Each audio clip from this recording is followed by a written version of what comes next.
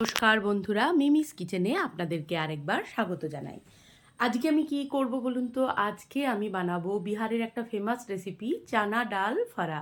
এখানে আমি ছোলার ডাল আগের দিন রাতে ভিজিয়ে নিয়েছি, বা গ্রাইন্ডারের মধ্যে ধনেপাতা, রসুন আর দিয়ে দিচ্ছি জিরে আর লঙ্কা দিয়ে ডালটাকে পেস্ট করে নিয়েছি। ঠিক আছে, এবারে কড়াইয়ের মধ্যে আমি বসিয়ে দিচ্ছি জল। জলের মধ্যে দিয়ে দিলাম আমি কি নুন, এরপর দিয়ে দেবো গাওয়া ঘি। এই দেখুন, 1 চামচ মতন দিয়ে দিলাম আমি গাওয়া ঘি। এরপর যেটা দেব জলের মধ্যে সেটা হচ্ছে চালের গুঁড়ো। চালের গুঁড়োটা আমি জলের মধ্যে দিয়ে দেবো। অ্যাকচুয়ালি এই চানা ডাল ফারাটা খানিকটা আমরা যেমন সেদ্ধ পিঠে করি সেই টাইপের, একটু আলাদা। তো চলুন আজকে এটাই আমি আপনাদের সাথে শেয়ার করছি, ভীষণ ভালো লাগবে আপনাদেরও। একটা হেলদি ব্রেকফাস্টও বলতে পারেন, খুব পেট ভরা একটা ব্রেকফাস্টের রেসিপি, এবং বেশি তেল মশলা কিছু নেই, পুরোটা স্টিমের ব্যাপার আছে।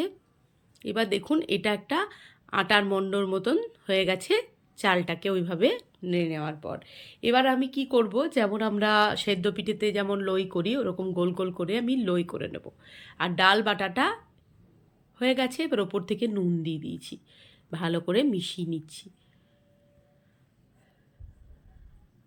এবার চলুন আমি লইগুলো করে পুরগুলো ভেতরে ভরে দেবো, যেভাবে আমরা সেদ্ধ পিঠে করি ঠিক সেই রকমই ভাবে গোল গোল করে বাটির মতন করে তার মধ্যে পুর দিয়ে স্টিম করতে হবে। তো শীতকালে এই ধরনের খাবারগুলো খেতে ভালোই লাগে। এটা আবার গরমে খাওয়া যাবে না, কারণ গরমে হজম করতে একটু অসুবিধা হয়। ঠান্ডার দিনে এই সমস্ত খাবারগুলো খেতে বেশ ভালোই লাগে। তো এবার আমি দেখো চামচে করে আমি পুরটাকে ভেতরে দিয়ে দিচ্ছি এইভাবে। তারপরে মুখটা যথারীতি বন্ধ করে দেব। এভাবে একটা একটা করে আমি এইগুলো গড়ে নেব। এইভাবে শেপ দিয়ে দিয়ে আমি কয়েকটা বানিয়ে নেব, তারপর ওটাকে আমি স্টিম করতে দেব। আবারও একটা বানিয়ে নিচ্ছি।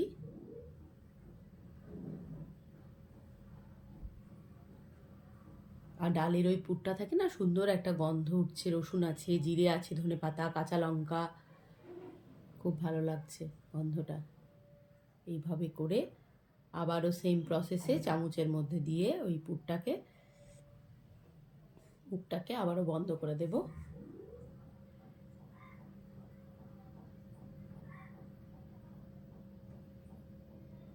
এবার যথারীতি ওই ইডলি স্ট্যান্ডের মধ্যেই আমি এগুলোকে স্টিম করতে দিয়েছি। দেখুন মোটামুটি স্টিম হয়ে গেছে, এইভাবে আমি স্টিম করে বানিয়ে নিয়েছি। এবার যেটা করব, এবার আমি এগুলোকে মধ্যেখানে ছুরি দিয়ে কেটে নেব, দুটো টুকরো করে নেব এইভাবে। এই দেখুন, এইভাবে সবগুলোকে আমি ছুরি দিয়ে কেটে নেব। এই যে কাটা হয়ে গেছে। এবার এগুলোকে একটু টস করব, জাস্ট নেড়ে নেব। অল্প একটু ঘি দিলাম, আপনারা চাইলে ঘি না দিয়ে সাদা তেলও দিতে পারেন। এরপর দিয়ে দিয়েছি কালো সর্ষে,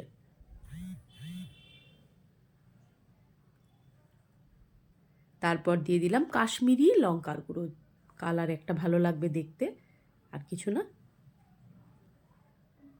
এরপর দিয়ে দিলাম কেটে রাখা ডাল ফাড়াগুলো, উপর থেকে দিয়ে দিলাম ধনেপাতা। এবার খুন্তি দিয়ে নেড়ে চেড়ে নেব।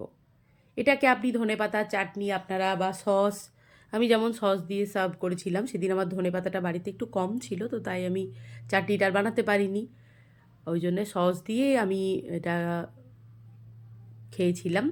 তো অসম্ভব সুন্দর লাগে খেতে, আপনারা অবশ্যই একবার ট্রাই করবেন, আমার অনুরোধ রইল। এইভাবে একবার করে খেয়ে দেখবেন। ওপর থেকে একটু গোলমরিচের গুঁড়ো দিয়ে দিচ্ছি।